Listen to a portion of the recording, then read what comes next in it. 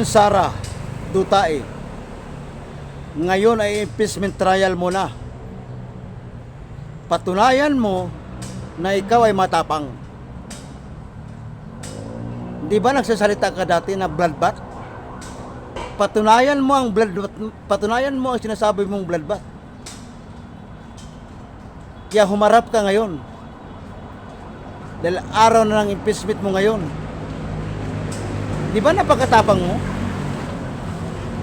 Kaya patunayan mong pagkatapang mo.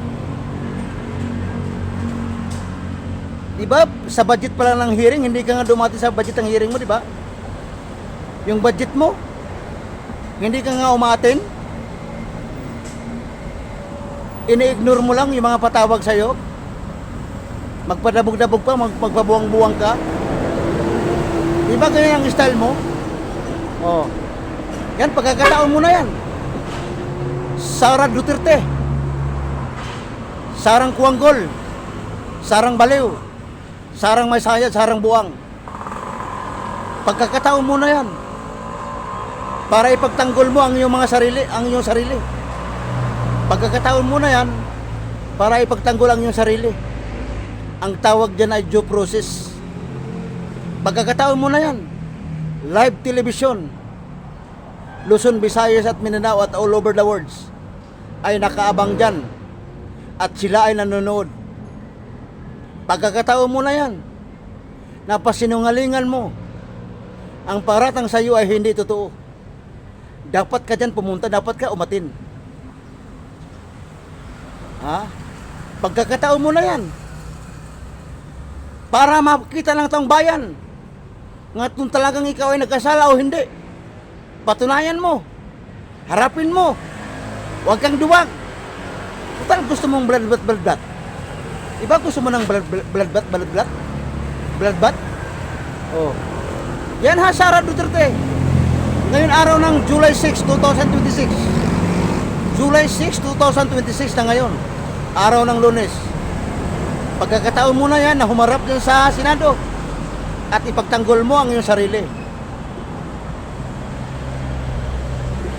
Pagkakataon mo na yan, live sa telebisyon. Magpasikat ka, magpakitanggilas ka. Lahat ng paratang mo, sagutin mo. Kung masagot mo, yan ang masama eh. Kung masagot mo.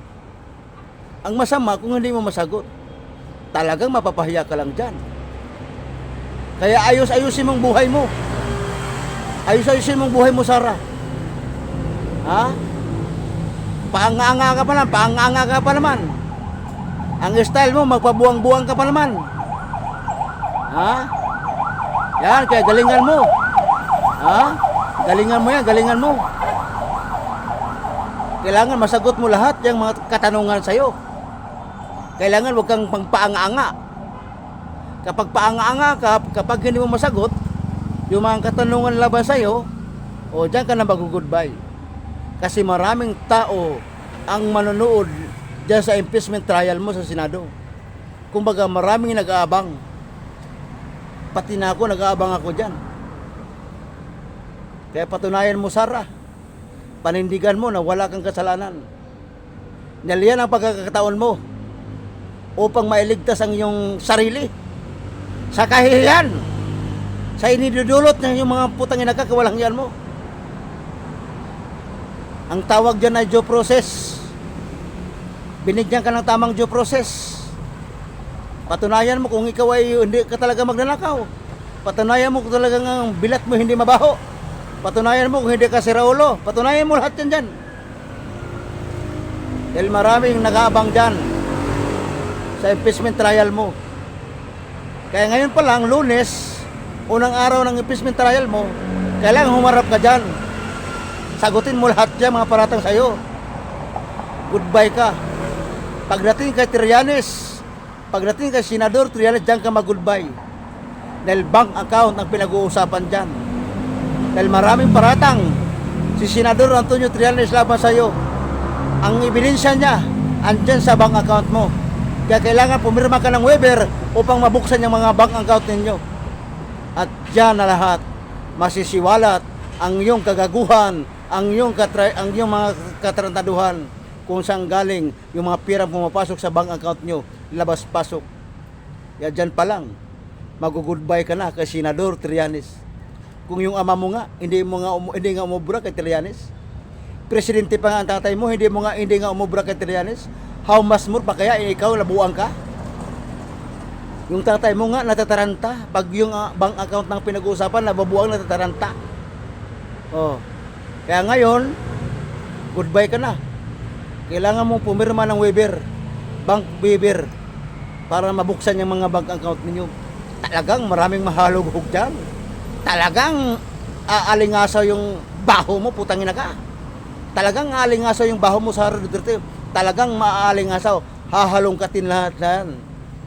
Kaya goodbye na lang, good luck na lang Sara. Good luck na lang at goodbye na lang sa'yo. Good luck at goodbye na lang sa'yo Sara Duterte. Dahil malapit na matapos ang iyong kahibangan.